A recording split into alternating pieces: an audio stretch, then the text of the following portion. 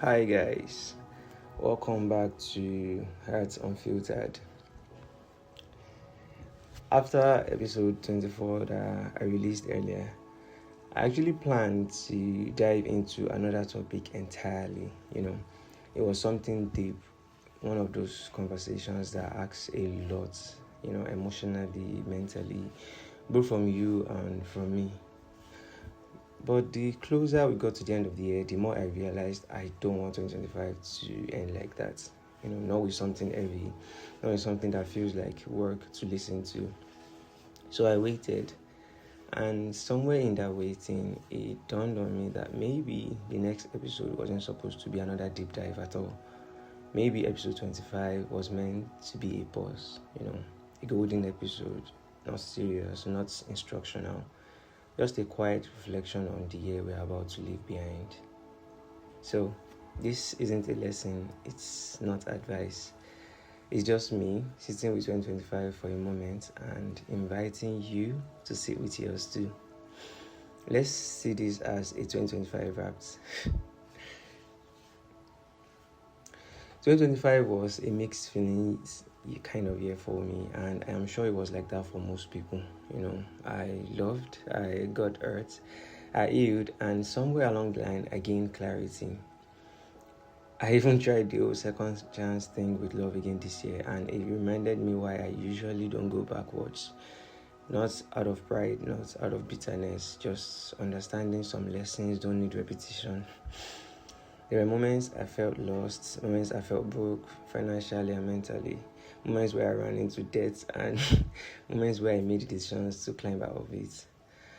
And I think that stands out the most this year is that the year was not dramatic, but everything was formative. At some point this year, I realized I hadn't been taking life as seriously as I probably should have. I caught myself feeling like the world was against me, waiting for miracles, hoping for sudden turnarounds. And for a brief moment, I even felt distance from God, not because I stopped believing, but because I expected life to be easier, just because I was trying. Eventually, I had to face a quiet truth. My life, for the most part, responds to intention. I don't get things by waiting, I get them by moving. And then grace meets me there. That realization didn't make me cold, it made me responsible. I started taking intentional steps, emotionally, financially, mentally. I made practical decisions. I stopped waiting for things to magically fix themselves. In some way, I killed the boy and allowed the man grow. And slowly, things began to align, not perfectly, but honestly. One of the most important things 2025 taught me was the virtue of clarity in relationships. I finally made distinctions between colleagues and close friends, between acquaintances and people who truly have access to me. So not everyone is meant to be close, and closeness isn't measured by how long you've known someone, but by how safe and seen you feel around them.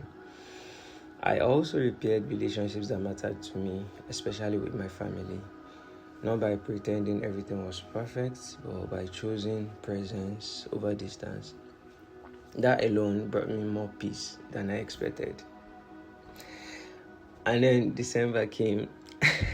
And for the first time in a while, I let myself enjoy it without guilt. I didn't let myself be gaslighted by the idea that December has to be long or stressful or overly productive, and that January will be a long year, blah, blah, blah.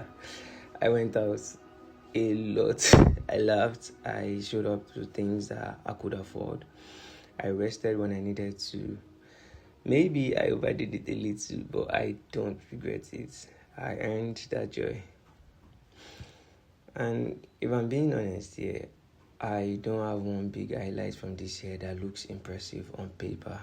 I didn't relocate, I didn't get married, I didn't buy or build a house, I didn't buy a car. I didn't hit some dramatic, milestone. But I survived. I lived. I showed up for people who mattered. I healed intentionally, and I stopped fooling myself. And sometimes That's the real win. As I think about 2026, I don't feel pressure.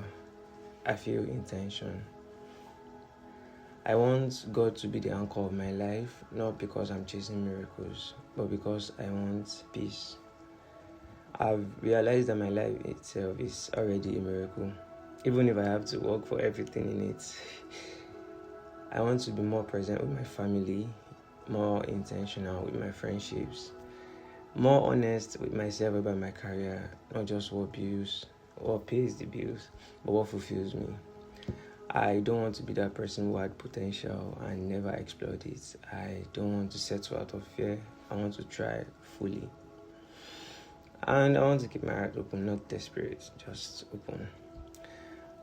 And I want to finally heal one relationship I know has shaped a lot of my emotional patterns. Not to reopen ones, but to close them properly. I've also been thinking a lot about how to make life gentler moving forward. Not grand resolutions, just anchors.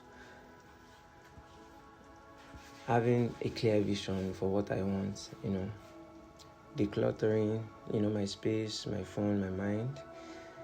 Being intentional with sleep, health, and finances. Protecting my peace, online and offline.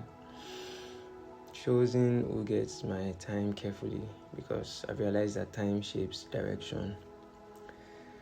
Finding hobbies that heal the inner child, writing a letter to my future self, and learning to give to myself without waiting for permission, just rewarding myself. And maybe the biggest thing I'm taking into the new year is this: life is enjoyable, even with all its vanity.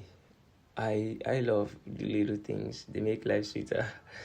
But maybe while waiting for the big things, we shouldn't miss the joy that is already available to us. Life doesn't start when everything aligns, it's happening now. So, this is me before the year ends. Grateful, clearer, still learning, still hopeful. So, if you are listening to this, I hope you take a moment to acknowledge yourself too, for surviving, for growing, for staying soft in a world that urges people quickly. Here is to a gentler, more intentional 2026. Take care of yourself. Do take care of yourself, and I'll talk to you next year. Bye.